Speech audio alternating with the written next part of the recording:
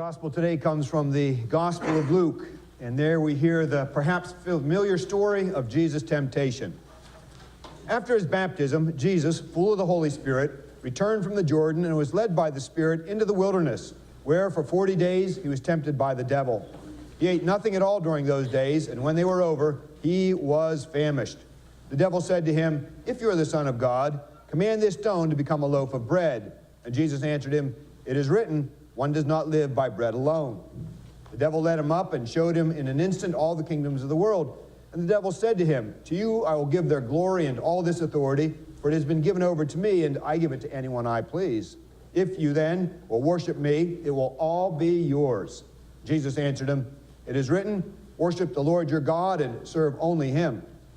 Then the devil took him to Jerusalem and placed Jesus on the pinnacle of the temple, saying to him, "If you are the Son of God, throw yourself down from here, for it is written, he will command his angels concerning you to protect you, and on their hands they will bear you up, so that you will not dash your foot against a stone." Jesus answered him, "It is said, do not put the Lord your God to the test." When the devil had finished every test, he departed from Jesus until an opportune time. Let us pray. O Lord, may your words only be spoken and your words only heard. And we do ask this all for your love's precious sake. Amen.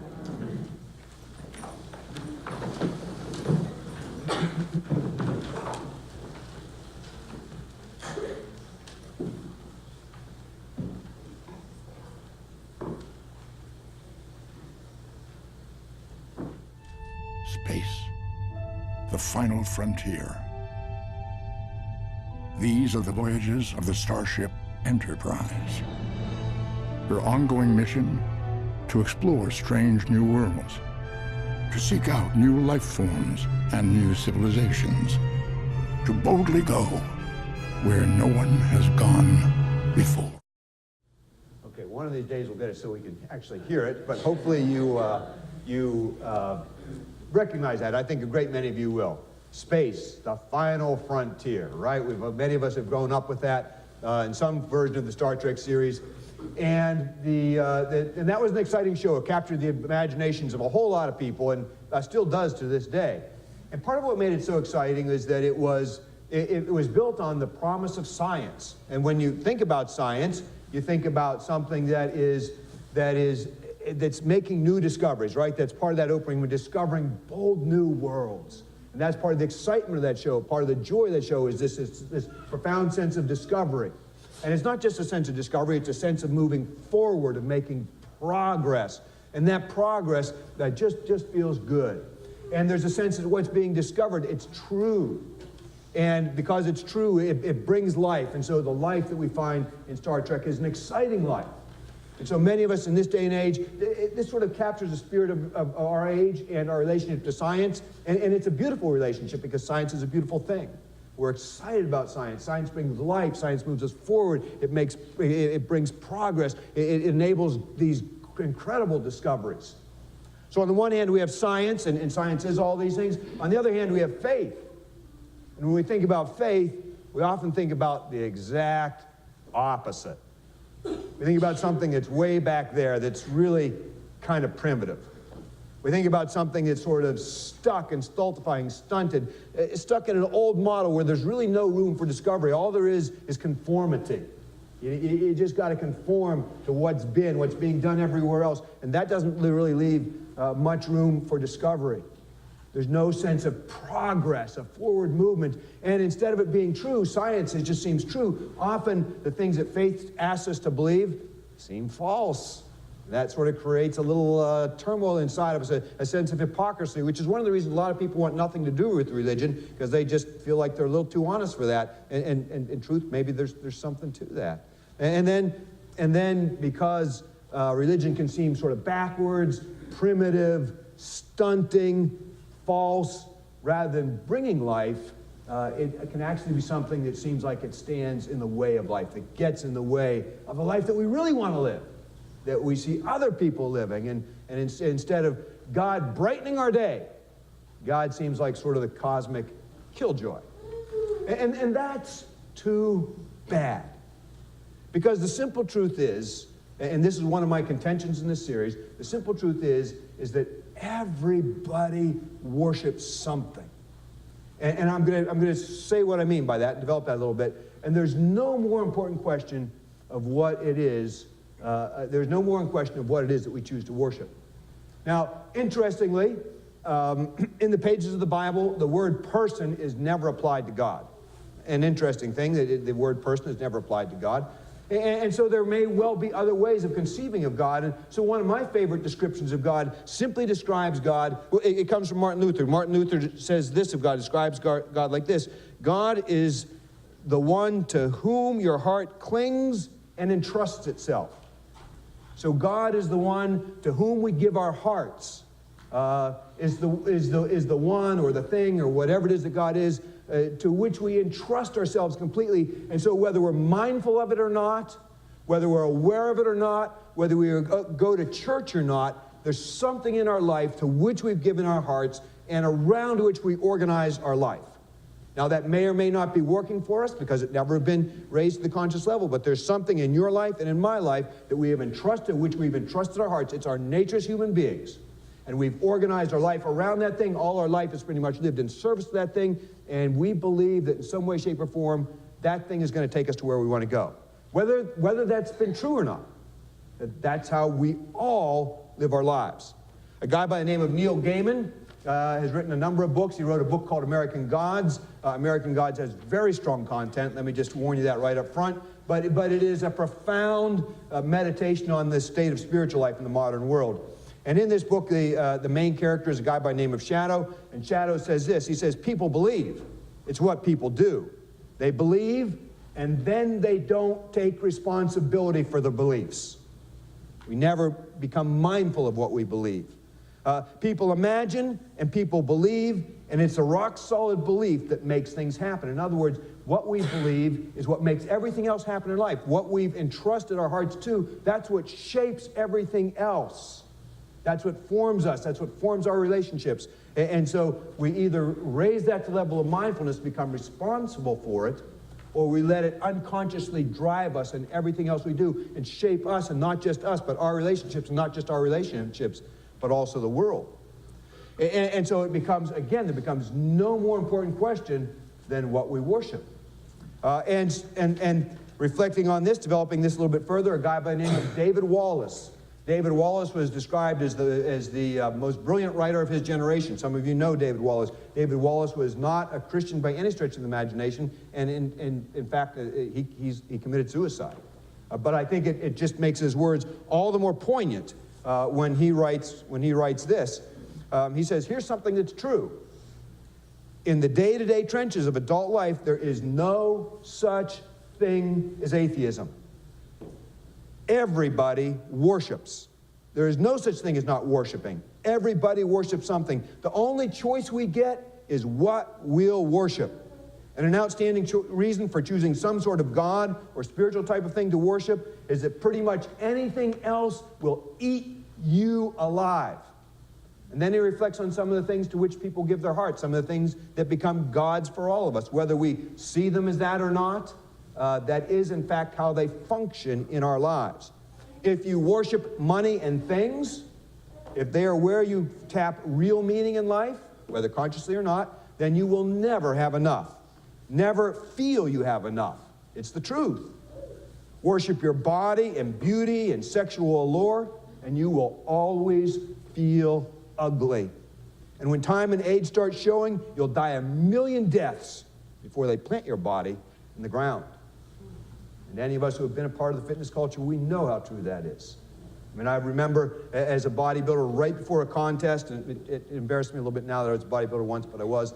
I remember right before a contest when, I had organized my whole life around physical perfection, and just in great shape, and it was like 2 days before the contest, and a bunch of my friends were going somewhere, and they were about a whole bunch of girls in the backseat of the car, and the window was open. I jumped in the backseat of the car to get in there, but I really didn't fit through the window, and it was an older car, and there was a little screw that was coming up from the door that didn't have the cap on it, so it was just metal, and it cut my leg. And it just wrecked my whole life because my life was built on this thing, and to have this flaw in that just wrecked that. So this tiny little thing. Well, that was nothing compared to aging, friends. That was nothing compared to aging. So, I mean, I look at this, and if this could make me weep. Worship your own body and beauty and sexual allure, and you will always feel ugly. And when age and time start showing, you'll die 1,000,000 deaths before they finally plant you in the ground. Well, a lot of us know what they're talking about there. Worship power. You always feel weak and afraid. You will need ever more power over things to keep the fear at bay. That's so much what's happening in the world. Worship your intellect, being seen as smart, and you'll end up as feeling stupid, a fraud, always on the verge of being found out. The insidious thing about these forms of worship is not that they're evil or sinful, it's that they're unconscious, so we'll never take responsibility for our beliefs. They are default settings. And the world will not discourage you from operating on your default settings, because the world of men and money and power hums along quite nicely on the fuel of fear and contempt and frustration and craving and the worship of self, of never making mindful that which we truly believe and that to which we've given our hearts, which for many people is principally just ourselves.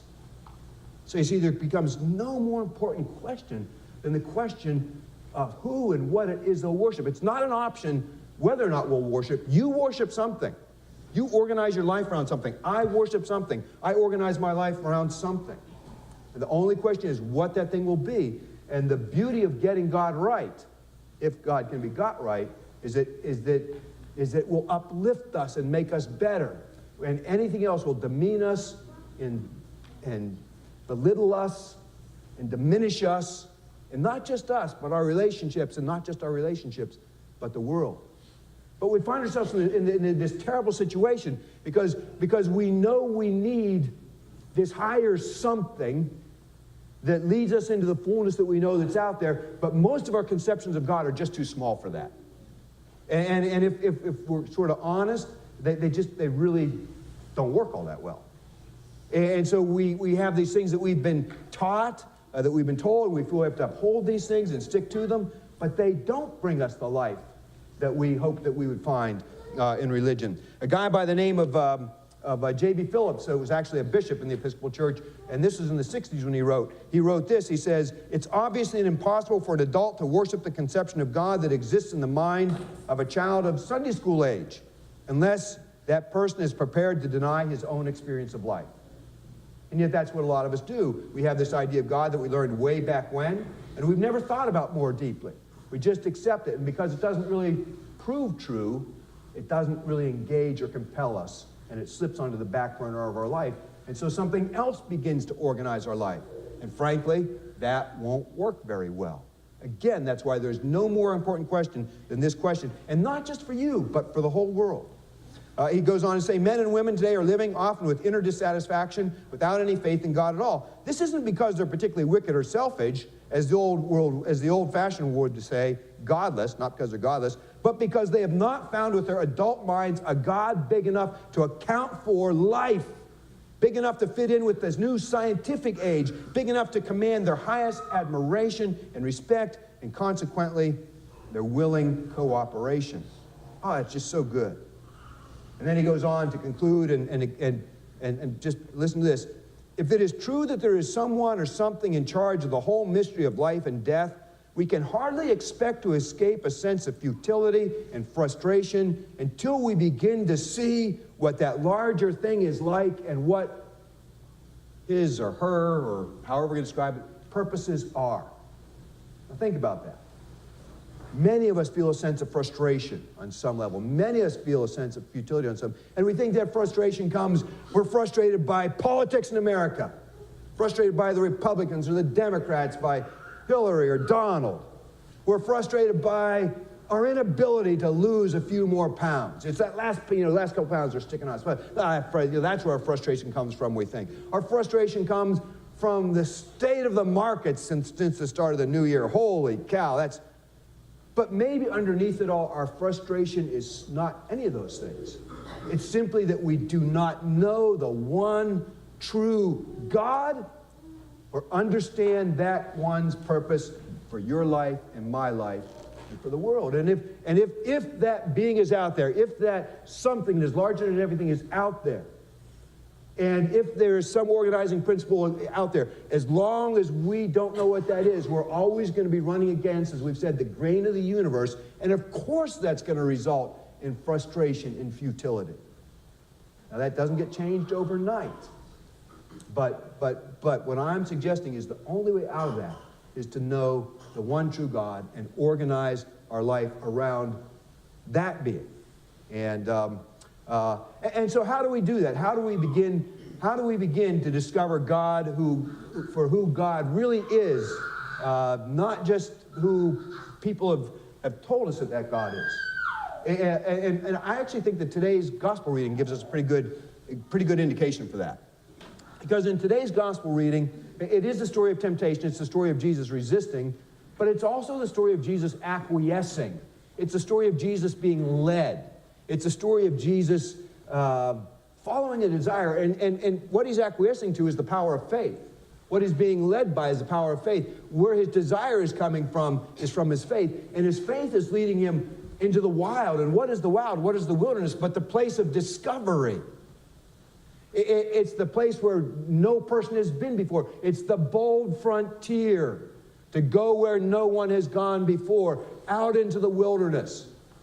And the old maps, there was the known world, and then on the known world, there were the four corners of the earth, and beyond that, when they would have those unknown regions, they would put, "Here be dragons."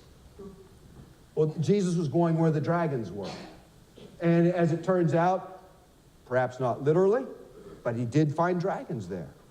And the thing about the dragon that he found there is that it gave him an opportunity to discover new things about who he, Jesus, was, about who God is, and new ways of bringing God's presence into his life and into the world. And you look at the temptations. You know, the dragon comes to Jesus and says, "Turn these stones into bread." Jesus is hungry. What's wrong with making bread? I mean, come on now. It's a very practical suggestion. And in a lot of religion, a lot of spiritual life, like so much of life, is lived around practicalities. You know, it comes right down to it. A lot of religion is about how do we get people in the pews instead of what does a real spiritual life look like. It's about, for a lot of churches, about creating spectacle rather than really asking if there's anything behind that spectacle, or where the spectacle is just shallow marketing that's just following. And Jesus said a person can't live just by bread alone. We can't just live by practicality alone. Spirituality doesn't thrive on practicality. I think he's saying something like this. Could you go through your whole life and never listen to a song? Could you go through your whole life and never listen to a song? You could, couldn't you? You would still live, you would still come to, but who would want to? Would that be a life worth living if you never, a song is one of the most impractical of things. But who would want to live life without listening to a song? Could you go through your whole life without ever eating a pint of ice cream? Well, you sure could, couldn't you? But who would want to? I mean, what an impoverished life that is. Ice cream is one of the most impractical things of all things. Could you go through your whole life without seeing a sunrise? Sure, you could sleep till 8:30 every day, right? But who would want to? And so when Jesus says a person can't live by bread alone, he's saying we just can't live by the facts. We can't just live by practicality. There's that something intangible, greater, more, that we all know is there, that everyone knows is there. You know, people think that only people of faith have made the leap of faith, though everybody takes a leap of faith. The belief that we can reduce the whole magnificent universe in all its splendor to tiny enough parts, that we can understand those parts and then put them back together so that we understand how this whole works. That's one of the biggest leaps of faith I know. Everything in us says that there's something more to it all than that. And this is what Jesus is saying. You can't live by bread alone. You can't just live by going out and making, by making a living. I mean, you got to find out what's worth living for. You got to find that, or you won't have a life worth living. Jesus knew that, or he discovers that. So much of religion just about practicality, you know, going through your rites and your rituals. No, that's never what it was meant to be about. And then the devil comes, and actually, I never actually understood this temptation until I read through this time. I never read it closely enough. I think in my head I always heard people preaching about it and never really read it closely. Jesus doesn't offer people the kingdoms of the world. He offers them the glory and the authority of the kingdoms. In other words, he offers them what looks good. He says, here, you can have worldly authority, you can look good to everybody else. You can have all the riches and wealth, all things that people consider glorious. You know, you can have all this. All you got to do is worship me. And Jesus says, no, worship God only and serve only him. And again, what Jesus is saying is everybody's going to worship something. We can worship money, we can worship power, but those are only going to deform us. It's what we already talked about. They're going to diminish us. And only discovering the one true God is going to free us from that and enable us to be the people that we want to be and create the world that we want to see created. And then finally, the devil comes and says, takes Jesus to Jerusalem and says, and get this one, because this one's important. And this is one of the things a lot of us struggle with. This is why a lot of us quit going to church. Jesus comes, the devil says, throw yourself off here. The scriptures say God will catch you up. You won't hurt yourself. And so put God to the test. Just do this. And Jesus says, no, because we don't put God to the test. What's Jesus reacting against here? He's reacting against certitude. He's reacting against what we're saying is that you can know something absolutely. He says, no, faith doesn't work like that. You see, faith has either got to learn to thrive in ambiguity, doubts and all, or faith is never going to work. Because this is an ambiguous world, and because you have doubts and I have doubts. And faith has either got to be big enough to deal with that and embrace that, or it's never going to work for any of us deep down inside, right? In the end, you know and I know there is very little of which we can be certain. Very little. I think maybe the only thing we can be certain of, absolutely certain, is our own existence in some way, shape, or form. But heck, even I might be in a lab in Chicago under sedation, and they might be playing with the little, sticking little things in my brain, and none of you might not even be here right now. I mean, unlikely, but possible, right? That's the world in which we live.